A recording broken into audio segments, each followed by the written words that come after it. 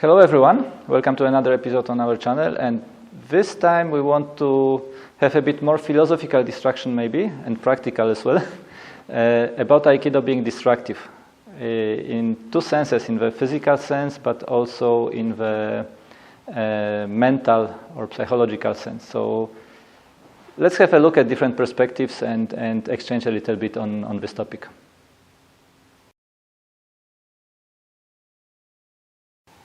So let's talk about a few points about this particular topic and this question, can Aikido be destructive?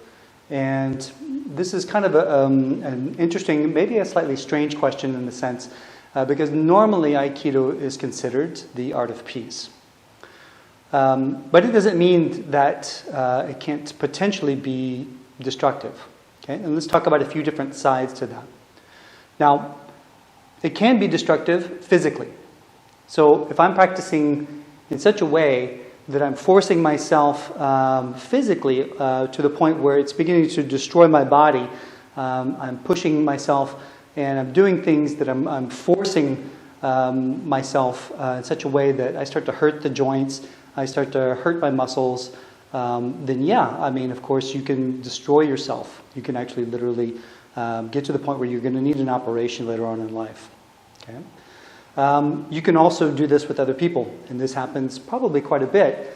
So when we practice, we could do something, for example, what we might consider as a nikyo. And sometimes one of the goals is to, just really try to hurt the person. So if I'm really applying the nikyo, and my idea is just to apply the nikyo so that he, stops from pain, then of course that could really traumatize and damage my partner's body. Okay? And it doesn't even need to be a partner if somebody's attacking me on the, say on the street or something like that, and my goal is to hurt them, then Aikido will go in that direction. Okay? Your practice and your movements will go in that direction. So at that point, then we want to question ourselves, are we really practicing Aikido? So that's going to bring us to our next point, is can Aikido also become destructive mentally? And of course, if I'm working in a sense where I want to hurt someone, it's different than if I need to defend myself and it ends up hurting somebody.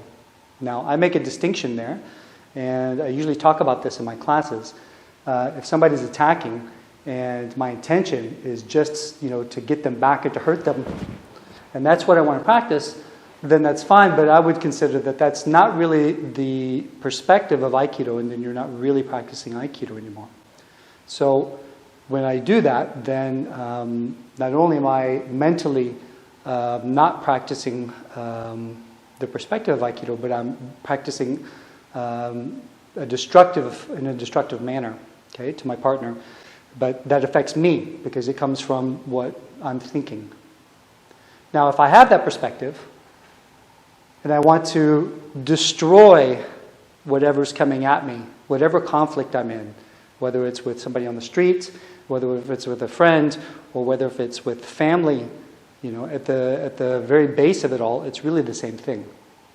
So if I want to just win and destroy, then there's a part of me that wants to separate from the other person.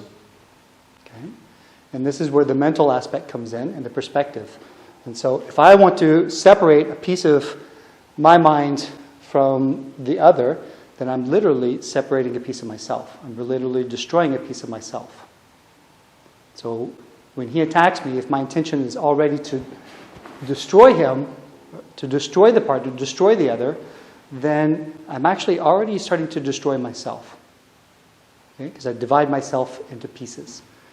So on the other side of that, there is a particular side of Aikido that can be very lethal.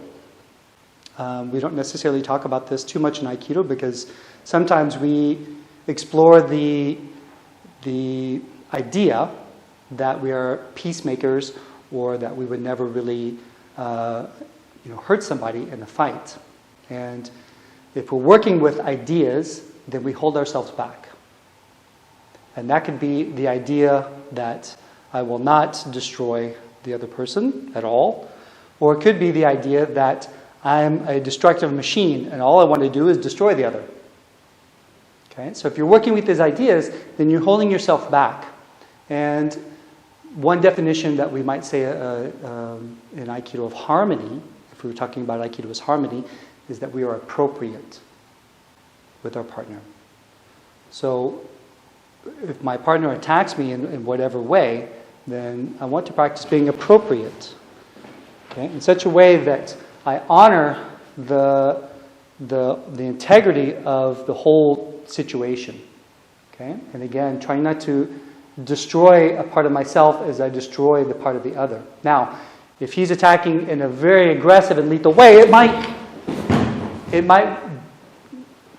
ask for a much stronger response. And if he's attacking in a lethal way, or somebody attacks in a lethal way, it might ask for a lethal response, being appropriate.